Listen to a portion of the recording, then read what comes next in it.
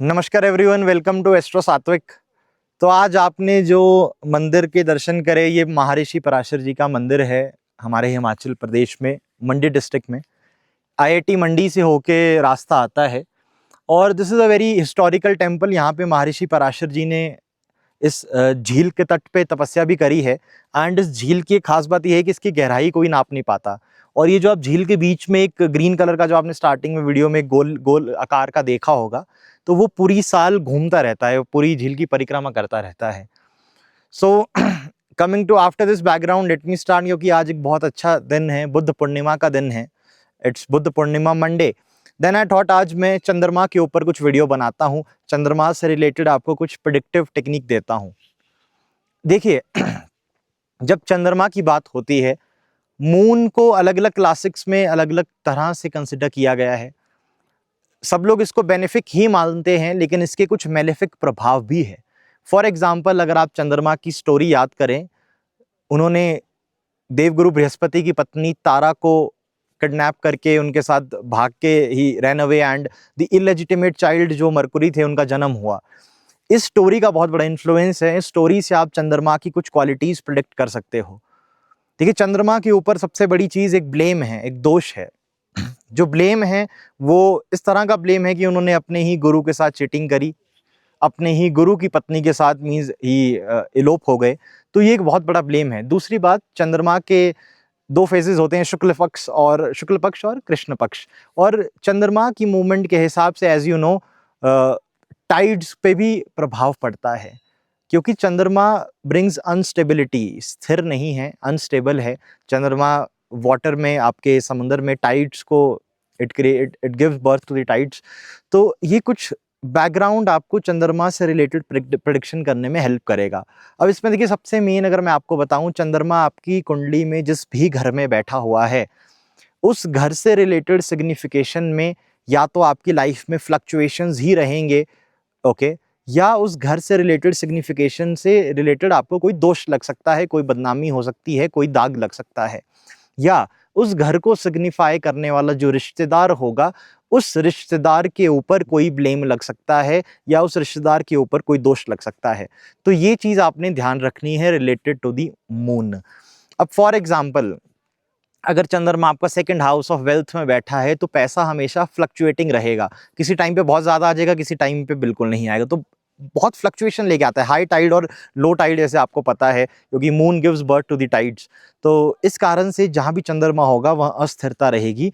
दूसरा, जिस भी हाउस में मून रहेगा, उस घर से रिलेटेड आदमी के ऊपर एलिगेशन लग सकते हैं, या उस घर को सिग्निफाई करने वाला जो भी रिलेटिव है, रिश्तेदार है, वो relative can get defamed also, provided अगर मून पे कोई पाप ग्रह की भी दृष्टि हो, खासकर मून पे अगर शनि की दृष्टि हो, या मंगल की कोई, या राहु की दृष्टि हो। सो मून अगर पापीड़ित हो या उस पर खराब दृष्टि हो, तो it can give blames. For example, second house का चंद्रमा है, तो जातक के ऊपर पैसे से रिलेटेड कोई ब्लेम आ सकता है, फाइनेंशियल ट्रांजेक्शन से रिलेटेड कोई एलिगेशन लग सकती है। अगर गवर्नमेंट जॉब में है तो करप्शन चार्जेस आ सकते हैं, प्रोवाइडेड बाकी योग भी कुंडली में खराब है। सेवंथ हाउस में चंद्रमा हो, फॉर एग्जाम्पल इंदिरा गांधी जी का सेवंथ हाउस में मून था, तो सेवंथ हाउस रिलेशनशिप्स का रहता है। So due to some relationship या ड्यू टू दी मैरिज और दी पार्टनर, कोई ना कोई ब्लेम लगेगा जातक के ऊपर। तो किसी तरह का नेगेटिव ब्लेम इस पे लगेगा। अब इस पर मैं कमेंट नहीं करना चाहता, ज़्यादातर लोगों को स्टोरी पता है कि क्या उनके ऊपर क्या एलिगेशंस थी। पंचम घर में चंद्रमा हो, तब भी लव अफेयर में ये ब्लेम दे सकता है, या जिस घर में चंद्रमा रहेगा उस घर का रिश्तेदार he can get blamed. For example, seventh house में चंद्रमा है तो पार्टनर के ऊपर कोई ब्लेम आ सकता है। फोर्थ हाउस में चंद्रमा है तो माता के ऊपर कोई ब्लेम आ सकता है। फिफ्थ हाउस में चंद्रमा है तो बच्चों के ऊपर कोई ब्लेम आ सकता है। तीसरे घर में कोई अगर चंद्रमा है तो आपके सिबलिंग्स के ऊपर ब्लेम आ सकता है। मून ब्लेम देता है, मून फ्लक्चुएशंस लेके आता है। सेवंथ हाउस में चंद्रमा हो, रिलेशनशिप्स बहुत फ्लक्चुएटिंग रहेंगे। टेंथ हाउस में चंद्रमा हो तो जातक का करियर बहुत अनस्टेबल रहता है, या जातक की वर्क प्लेस में अनस्टेबिलिटी आ जाती है। कहते हैं टेंथ हाउस में मून आदमी को वर्ल्ड ट्रेवल कराएगा, means according to Shukra Nadi, the tenth house moon can make person travel lot of places. क्यों? क्योंकि वो एक जगह स्थिर नहीं है, वो बार बार अपनी जॉब चेंज कर रहा है, या बार बार वर्क प्लेस चेंज हो रही है, या किसी ट्रांसफरेबल जॉब में है। तो जहाँ पे भी आपका चंद्रमा है, वहाँ से रिलेटेड आपको कोई ना कोई फ्लक्चुएशन आएगी। ओके, अगली वीडियो पे मैं चंद्रमा को हर एक हाउस में कवर करूंगा फ्रॉम डिफरेंट नाडीज, अलग अलग नाड़ी में क्या प्रेडिक्शंस दी गई हैं चंद्रमा की अलग अलग हाउसेज में, डिटेल्ड में विद एग्जैक्ट एज, किस एज में वो इवेंट होगा वो अगली वीडियो में बताऊंगा, क्योंकि वो डिटेल्ड प्रेडिक्शन है डिफरेंट नाड़ी से।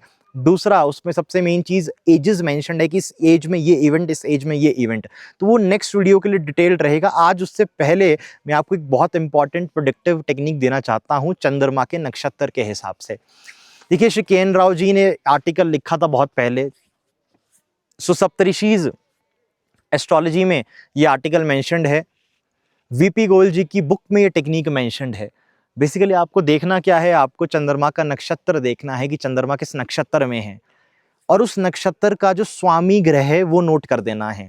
According to Shri K N. Rao ji, चंद्रमा का जो नक्षत्र का स्वामी, चंद्रमा जिस नक्षत्र में बैठा है उस नक्षत्र का स्वामी ग्रह आपकी लाइफ का डिसाइडिंग प्लैनेट है। आपकी लाइफ में किस लेवल पे सक्सेस मिलेगा, किस लेवल पे आप चीजें एक्सपीरियंस करोगे, चंद्रमा का नक्षत्र का स्वामी डिसाइड करेगा। इवन ध्रुव नाड़ी या सत्य जातकम अगर किसी ने पढ़ी हो तो ध्रुव नाड़ी और सत्य जातकम में भी चार्ट की स्ट्रेंथ को जब एनालाइज किया जाता है तो वहां पे 3-4 पैरामीटर दिए गए हैं, उनमें से एक पैरामीटर चंद्रमा का नक्षत्र का स्वामी है। एक पैरामीटर आई गेस नवमांश का लग्नेश है। सो नवमांश के लग्नेश उस पर हम अभी बात नहीं करेंगे क्योंकि टॉपिक बहुत बड़ा हो जाएगा, बट एक्सेप्ट दैट नवमांश लग्नेश, सत्य जातकम में ध्रुव नाड़ी में भी चंद्रमा के नक्षत्र के स्वामी को चार्ट का डिसाइडिंग फैक्टर माना गया है। वो चार्ट की फाउंडेशन डिसाइड करता है कि आपका चार्ट कितना मजबूत है। आप देखेंगे अगर चंद्रमा के नक्षत्र का स्वामी कुंडली में उच्च का हो या अपनी राशि का हो तो ये राजयोग बना देगा, ये एक बहुत बड़ा राजयोग बना देगा। It can give huge success to the जातक, बहुत बड़े लेवल पे सक्सेस दे सकता है, या हो सकता है रिच फैमिली में बर्थ हुआ हो, but it shows a good successful life. चंद्रमा के नक्षत्र का स्वामी अगर कुंडली में नीच हो जाए या पाप पीड़ित हो जाए, मतलब वो नीच की राशि में हो, शत्रु राशि में हो, पाप ग्रहों से पीड़ित हो, तो वो बहुत एक खराब प्लेसमेंट है, उससे पूरे चार्ट की स्टेबिलिटी खराब हो जाएगी। वो संघर्ष, अनस्टेबिलिटी, स्ट्रगल बताता है, लाइफ में प्रॉब्लम्स बताता है। तो सबसे मेन आप देखें चंद्रमा का नक्षत्र क्या है, चंद्रमा के नक्षत्र के स्वामी को आप नोट करें, और चंद्रमा के नक्षत्र के स्वामी की आप लगन कुंडली में स्ट्रेंथ देखें कि वो किस डिग्निटी में है, उच्च की राशि में है, अपनी राशि में है, मित्र राशि में है तो अच्छा है, नीच की राशि में है तो बहुत खराब है। नंबर 1। नंबर 2, ये जो चंद्रमा के नक्षत्र का स्वामी कुंडली में जिस भी घर में बैठेगा उस घर से रिलेटेड बहुत हैवी पेंडिंग कर्मा बन जाएगा। हैवी पेंडिंग कर्मा यानी आपके लाइफ का फोकस या आपके लाइफ का कोई बहुत मेजर कर्मा उस हाउस से कनेक्ट हो जाएगा, या हो सकता है उस घर से रिलेटेड जातक कोई कर्म करे जिससे जातक को गेन हो जाए। फॉर एग्जाम्पल, अगर चंद्रमा के नक्षत्र का स्वामी जो भी प्लैनेट है वो कुंडली के चौथे घर में बैठा है तो भूमि, मकान, गाड़ी, प्रॉपर्टी से गेन हो सकता है, या प्रॉपर्टी रिलेटेड कुछ मेजर इवेंट लाइफ में होगा। मींस जातक का कोई major pending karma 4th house related बन जाएगा, या तो भूमि, गाड़ी, मकान से रिलेटेड बन जाएगा या माता से रिलेटेड बन जाएगा। अगर नीच का हो, खराब स्थिति में हो तो कुछ नेगेटिव बताता है, अच्छा हो, मित्र राशि का हो, उच्च का हो तो अच्छा इवेंट बताएगा। नेगेटिव और पॉजिटिव इसमें डिग्निटी के हिसाब से डिसाइड होंगे। सिमिलरली चंद्रमा के नक्षत्र का स्वामी कुंडली के अगर 6ठे, 8वें, 12वें घर में जा बैठा है तो वो भी थोड़ी संघर्ष बताता है, प्रॉब्लम्स बताता है, हेल्थ इश्यू दे सकता है, सडन हेल्थ प्रॉब्लम दे सकता है। हाँ, 12वें घर में उसका एक अच्छा प्रभाव, अगर चंद्रमा के नक्षत्र का स्वामी 12वें घर में बैठ जाए तो फॉरेन जाने के लिए, विदेश यात्राओं के लिए या विदेश में सेटलमेंट के लिए एक बहुत अच्छा कॉम्बिनेशन है। सो यस, अगर मून के नक्षत्र का स्वामी 12वें घर में हो तो some foreign related heavy pending karma it shows. But 6ठे और 8वें घर में, 6ठा घर बाधा का है, रोग ऋण शत्रु का है, बीमारी का है, 8वां घर मार्ग स्थान है, वहां पे कुछ हेल्थ कॉम्प्लिकेशंस या ऑब्स्टिकल्स हो जातक को देगा। ओके, 10म घर में चंद्रमा के नक्षत्र का स्वामी ग्रह अच्छा माना गया, 5th हाउस में अच्छा माना गया, 11वें घर लाभ स्थान में हो तब भी अच्छा माना गया, 2nd हाउस ऑफ वेल्थ में हो तब भी अच्छा माना गया। तो जिस भी आप देखिए, आपको हाउसेस की सिग्निफिकेशन पता होगी। अब मैं एक एक हाउस की सिग्निफिकेशन इतने डिटेल में अभी नहीं बता सकता, बट जो भी हाउसेस की सिग्निफिकेशन है उसका आपको आइडिया रहेगा। तो चंद्रमा जिस भी घर में, चंद्रमा के नक्षत्र का स्वामी जिस भी घर में बैठेगा उस घर से रिलेटेड आप पेंडिंग कर्मा लेके चलो। अगर स्ट्रांग है, अच्छी राशि का है तो पॉजिटिव है, अदरवाइज नेगेटिव रहेगा। अब वीपी गोयल जी ने और आई गेस के एन राव जी ने एक और सूत्र शेयर करा है, अगर चंद्रमा के नक्षत्र का स्वामी जो भी ग्रह है, फॉर एग्जाम्पल आपका चंद्रमा बैठा हुआ है उत्तर भद्रपद नक्षत्र में, उत्तर भद्रपद नक्षत्र शनि का है, या रेवती नक्षत्र में बैठा है, रेवती नक्षत्र बुध का है फॉर एग्जाम्पल।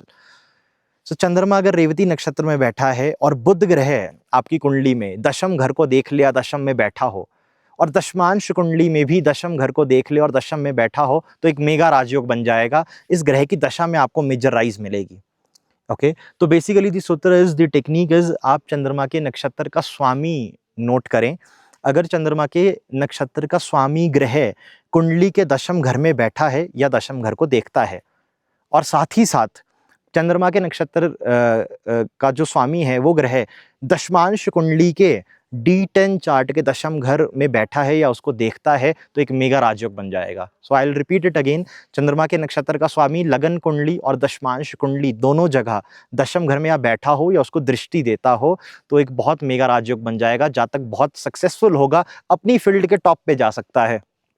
दूसरा, चंद्रमा के नक्षत्र ग्रह की स्वामी की दशा में बहुत बड़ा राइज जातक को मिलेगा। और एक बात हमेशा ध्यान रखिएगा, विंशोत्तरी दशा के अंदर, जब आपके दशा के अंदर चंद्रमा के नक्षत्र ग्रह के स्वामी की दशा आएगी, तो चंद्रमा के नक्षत्र जिस नक्षत्र में चंद्रमा बैठा है उस ग्रह का, उस नक्षत्र का जो स्वामी ग्रह है उसकी दशा हमेशा लाइफ में मेजर इवेंट देती है। आप नोट करिएगा, आपका मून किस नक्षत्र में है, उस नक्षत्र का स्वामी देखें कौन है प्लैनेट, और उस प्लैनेट की दशा आप नोट करें।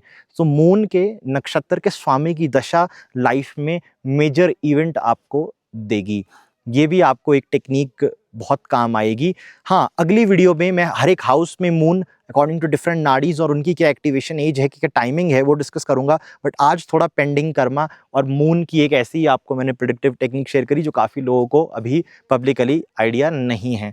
तो ये बहुत एक मेजर फैक्टर है, इस चीज़ पे आप ज़रूर फोकस करें। सो आई होप आपको वीडियो अच्छी लगी हो, and this is a very auspicious day and also I am at a very auspicious temple.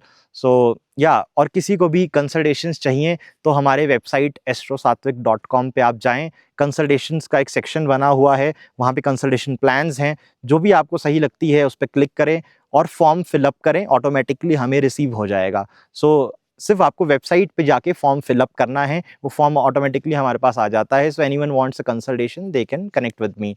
So thank you so much.